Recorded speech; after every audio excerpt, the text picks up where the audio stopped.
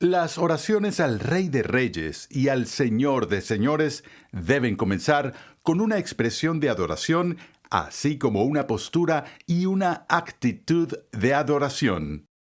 A veces escuchas a los cristianos hablar de Jesús como si fuera solo un amigo. No es que no sea un amigo en el sentido de una persona leal y confiable que está comprometida contigo, sino como si fuera un compadre. Es muy casual. Oye, Jesús, ¿a dónde vamos a ir hoy? ¿Vamos a ir a la playa? ¿Qué vamos a hacer? Cuando nadie, ni un cristiano en su sano juicio, se relacionaría con Jesús de esa forma si entrara al salón.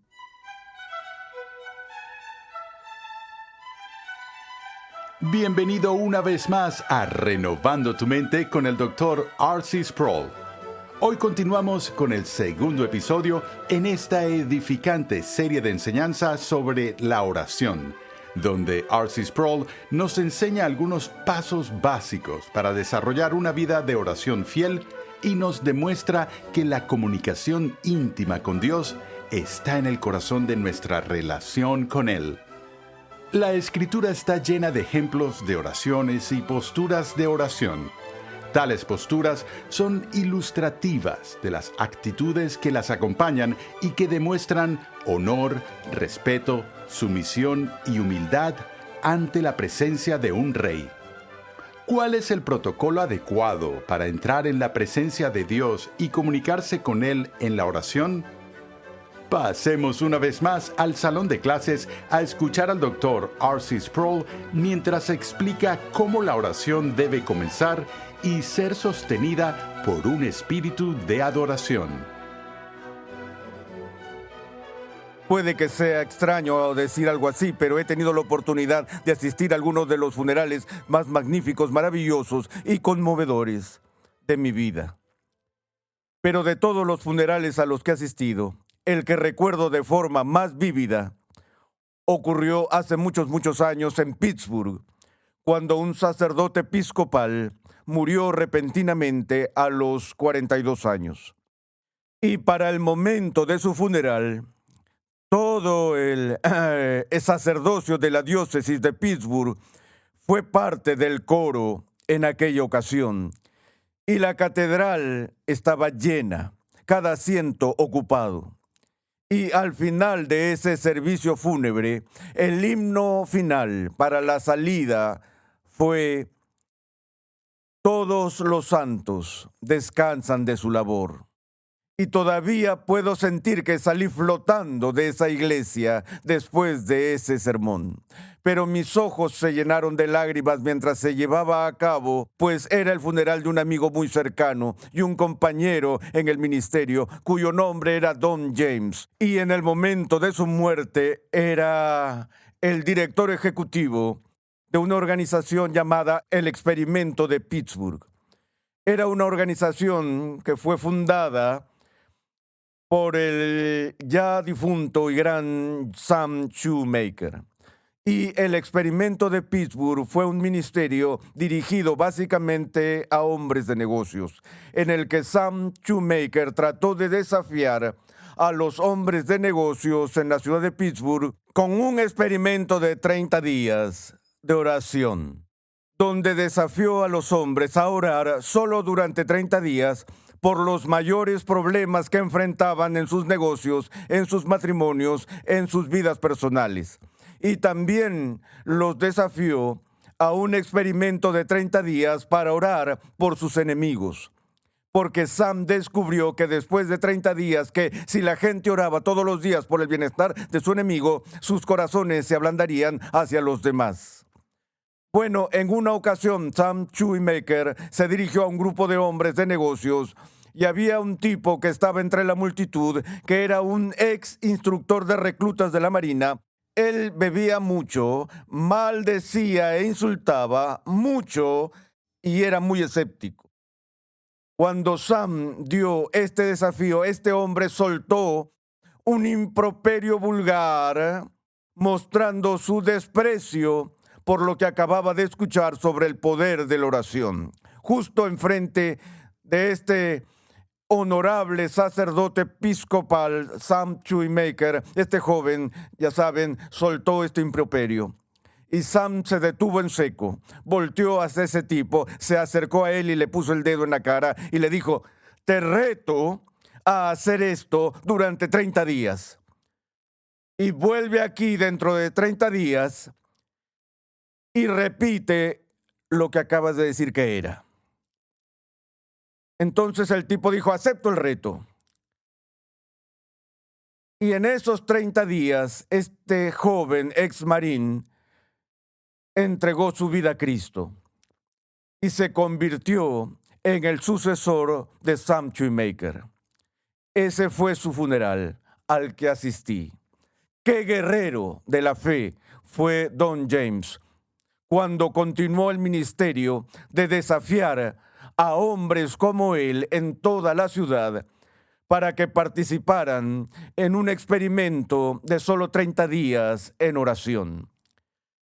Lo que estaba tratando de hacer era mentorear a la gente, entrenar a la gente, no solo decir todos ustedes deberían orar, sino darles un experimento de laboratorio de oración, una prueba clínica para ver qué impacto tendría en sus vidas. Una cosa es decirle a alguien: lo que tienes que hacer es orar durante 15 minutos o media hora o una hora todos los días por el resto de tu vida. Eso es muy intimidante. Pero pedirle a la gente que ore por 30 días para obtener la experiencia como principiantes, sin grandes expectativas de convertirse, ya saben, en gigantes espirituales en 30 días, entonces puedes hacer que la gente se mueva en esa dirección. Bueno, en nuestra primera sesión mencioné que creo que nuestra mayor necesidad hoy cuando se trata de orar es aprender cómo hacerlo. Y uno de los métodos o técnicas de oración más simples que he oído hablar y que he aprendido es uno que usa el viejo acróstico, y yo lo llamo el ABC de la oración. Los principios básicos, las estructuras elementales de la oración. Por eso utilizo el término ABC. También lo llamo el ABC porque estamos siguiendo un acróstico usando letras del alfabeto, y es el famoso acróstico en inglés ACTS, ACTS, y el acróstico va así. La A significa adoración. La C significa confesión. La T en inglés es thanksgiving o acción de gracias. La S es para súplica.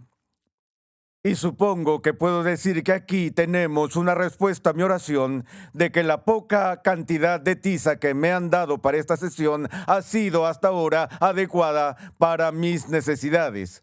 Pero veamos estos 4 elementos. Ahora digo que estos son el ABC. Esta es una guía simple y pequeña para ayudarnos a recordar los elementos importantes que deben ser parte de nuestra vida de oración.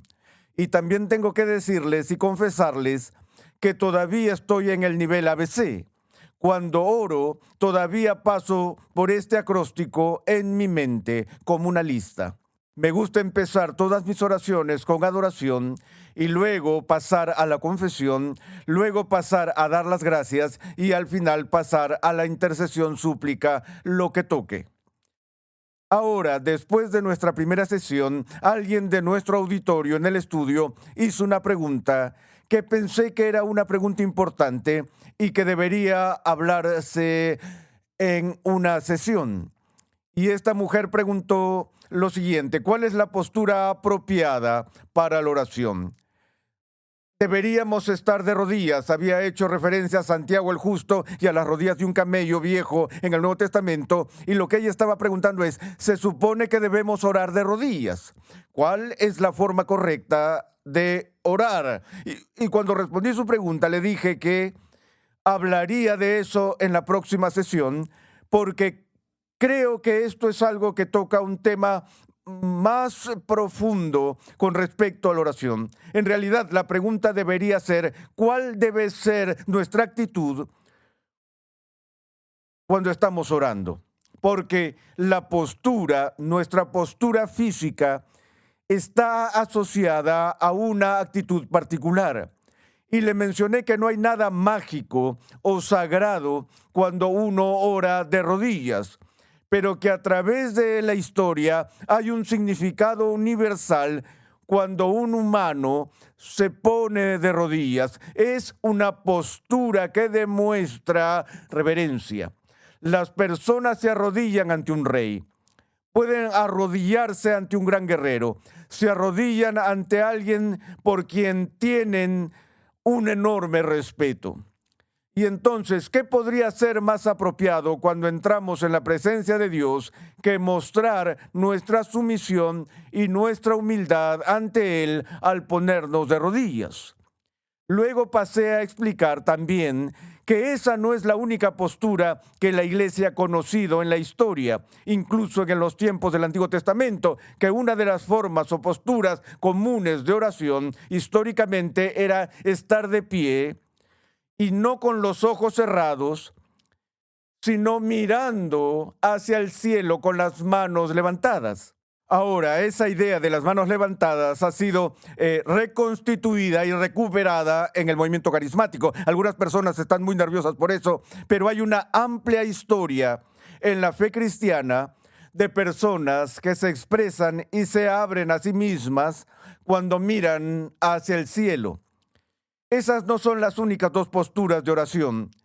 También vemos de manera uniforme a lo largo de las páginas de la Escritura, en particular en el Antiguo Testamento, que cuando las personas vienen a la presencia de Dios, en el Antiguo y Nuevo Testamento, caen de bruces ante Él. Eso es más que arrodillarse. Es postrarse delante de Dios, en el suelo. Para ser francos, mi preferencia personal, la forma en que me gusta orar es boca abajo. De hecho, les conté un pequeño secreto. Me gusta construir mi propio pequeño tabernáculo. Me gusta tomar una silla baja o una mesa baja. No sé por qué lo hago. Y me gusta arrastrarme debajo de una mesa o en algún lugar donde tenga un pequeño escondite para estar boca abajo. Tengo artritis en las rodillas, no quiero estar pensando que me duelan las rodillas mientras estoy orando. Por lo tanto, puedo estar cómodo, pero puedo estar boca abajo ante Dios. Eso me encanta, es mi forma. Pero no estoy diciendo que esa sea una receta para la oración. Pero sí creo que es importante hacer la pregunta: ¿cuál es una buena postura? Y yo sugeriría una de estas tres o alguna otra que encuentre significativa. De nuevo, la razón por la que estoy tomando tiempo para esto es que aunque toda la oración no está dedicada a la adoración, como mencioné, todo el tiempo de oración debe hacerse en un espíritu o postura de adoración. También dije en nuestra sesión anterior que hay dos cosas que tenemos que recordar cuando entramos en oración, que son absolutamente fundamentales para la oración adecuada. Y esas dos cosas son simples. La primera es que necesitamos recordar a quién le estamos hablando. Esa es la número uno. Y número dos, necesitamos entender y recordar quién está hablando. Es decir, necesitamos recordar quién es Dios y ¿quiénes somos nosotros? Acabo de hablar con un hombre esta semana que ha leído la Biblia completa una y otra vez, pero ahora está leyendo la Biblia desde Génesis hasta Apocalipsis con dos preguntas en mente. Él quiere leer toda la Biblia y solo concentrarse en dos puntos. Me dijo, los dos puntos que quiero ver son lo que dice la Biblia sobre el carácter de Dios y lo que la Biblia dice sobre el carácter del hombre. Dice que ha avanzado solo una cuarta parte, pero que ya se siente abrumado, porque el patrón es muy, muy claro sobre la bondad y la justicia y la magnificencia y la santidad de Dios. Y la pecaminosidad, la inconsistencia y la deslealtad de los seres humanos delante de Él. Conté esta historia antes de lo que sucedió cuando Babe Ruth fue presentado al rey de Inglaterra. se le iba a conceder una audiencia con el rey y se le instruyó en el protocolo adecuado. Y se le dijo que cuando entrara en la cámara del rey debía inclinarse. Y se le dijo que se dirigiera al rey como su majestad y así sucesivamente. Y después de recibir todas estas instrucciones a Babe Ruth, se le concedió la audiencia. Él entró en la habitación, no se inclinó y tampoco dijo su majestad, tan solo vio al rey de Inglaterra y le dijo: hola, rey. Y recuerdo cuando leí esa historia que eso era típico de los estadounidenses. Lo mismo me pasó cuando estaba en la escuela de posgrado en los Países Bajos y estábamos sentados en una sala de conferencia y era como un auditorio y quizás había como 80 hombres en ese lugar y yo estaba muy arriba en el último peldaño y muy alejado del profesor. Hacía mucho calor, no había aire acondicionado. Me quité la chaqueta, la puse sobre mi asiento y el profesor se detuvo a la mitad de la oración en su conferencia y me miró con desdén. Él no me conocía en absoluto, él no sabía cómo me llamaba en ese momento, pero dijo esto: el estadounidense, por favor, ¿podría ponerse de nuevo el abrigo? Él no sabía quién era yo, pero sabía que era estadounidense porque sabía que solo un estadounidense tendría la audacia de quitarse la chaqueta en una conferencia formal. Me pregunto qué pensaría si viera a los estudiantes en la universidad hoy y viera la forma como se visten en este país. Pero tenemos la reputación de ser casuales, informales y con ello irrespetuosos. No hemos tenido la experiencia de aprender la etiqueta de la corte. La palabra cortesía proviene de la abreviatura de dos palabras, corte y etiqueta. No hemos aprendido el protocolo adecuado para entrar en presencia del rey. A veces escuchas a los cristianos hablar de Jesús como si fuera solo un amigo. No es que no sea un amigo en el sentido de una persona leal y confiable que está comprometida contigo, sino como si fuera un compadre. Es muy casual. Oye, Jesús, ¿a dónde vamos a ir hoy? ¿Vamos a ir a la playa? ¿Qué vamos a hacer? Cuando nadie, ni un cristiano en su sano juicio, se relacionaría con Jesús de esa forma si entrara al salón. Porque Él es el Hijo del Dios encarnado. Él es el Rey de Reyes y el Señor de Señores. Entonces, nuestro acróstico de oración comienza no solo con una expresión de adoración, sino con una postura y una actitud de adoración. Ahora, la mayor parte del tiempo que oramos aquí. Traemos nuestra lista de peticiones a Dios.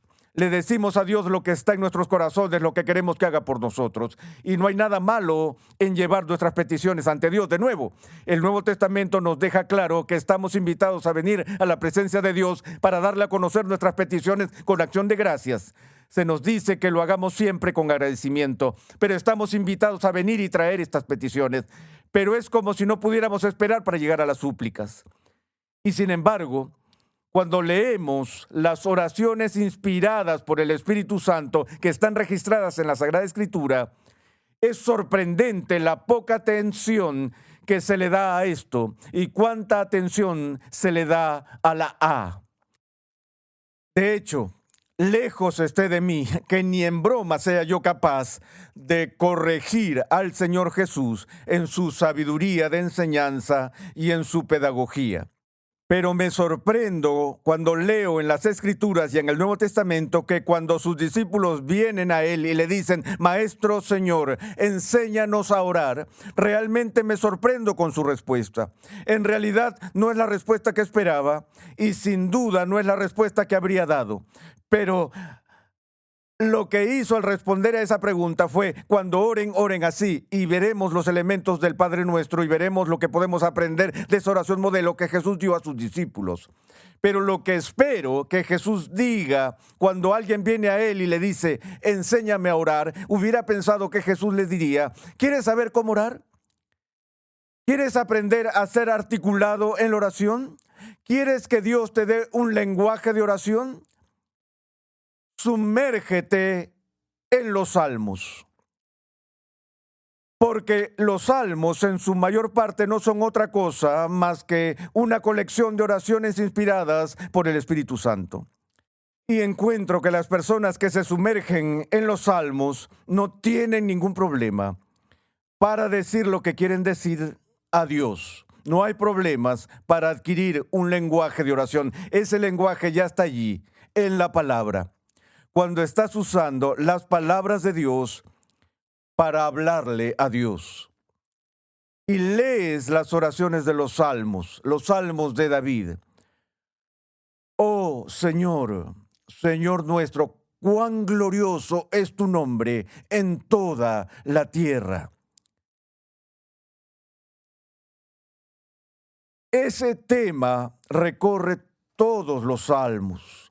Lo vemos en la oración de María: mi alma engrandece al Señor y mi espíritu se regocija en Dios mi Salvador.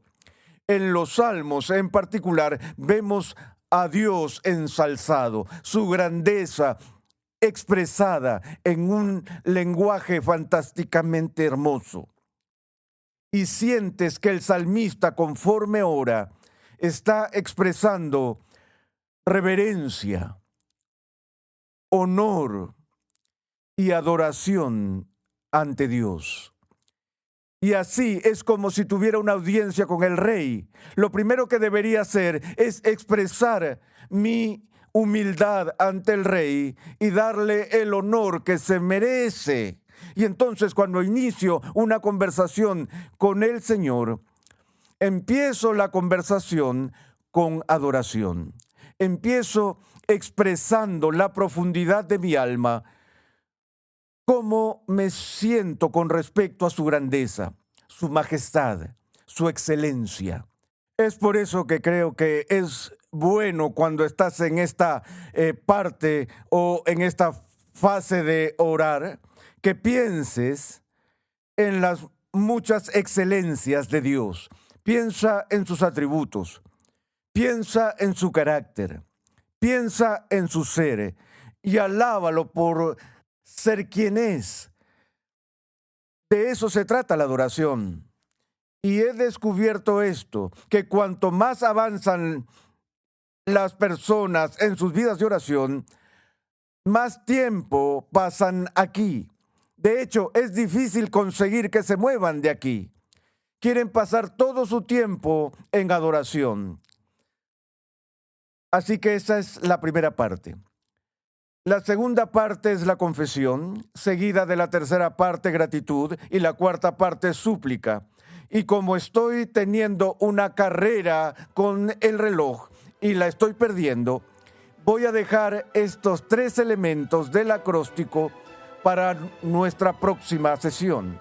Pero por ahora vamos a recapitular diciendo que el ABC de la oración comienza y se sostiene con un espíritu de adoración.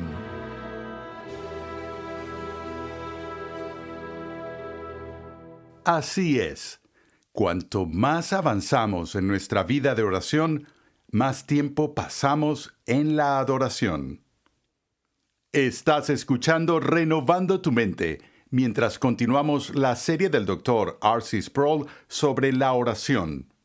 Visita nuestra página web renovandotumente.org, donde podrás solicitar gratuitamente la guía de estudio de esta serie.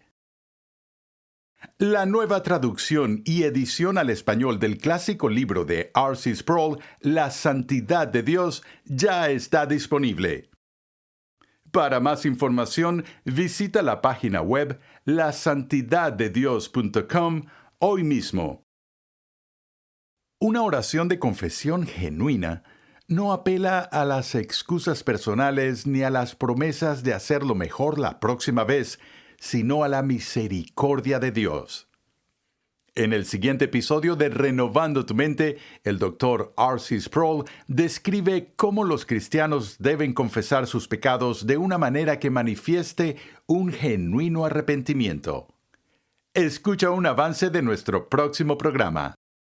Por mucho que apeles a la misericordia, por mucho que reconozcas tus malas acciones y todo eso, hasta que no llegues al lugar donde realmente crees que Dios sería perfectamente justo para exigir el castigo completo sobre ti, imponer un castigo completo sobre ti y exigir el pago completo de ti, realmente no te has arrepentido.